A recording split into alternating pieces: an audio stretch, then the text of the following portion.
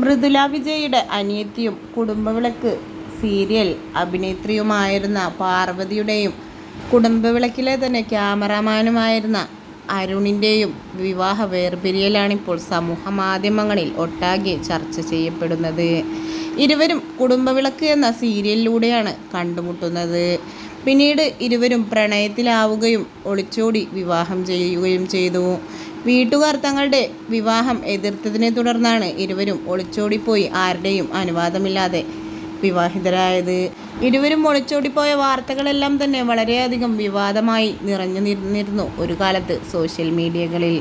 ഇപ്പോഴിതാ ഇരുവരുടെയും വിവാഹമോചന വാർത്ത തന്നെയാണ് സമൂഹ മാധ്യമങ്ങളിൽ ഒട്ടാകെ ചർച്ചാ വിഷയമായി മാറിയിട്ടുള്ളത്. കുറേ നാളുകളായി ഇങ്ങനെയൊരു വാർത്ത വരുന്നു.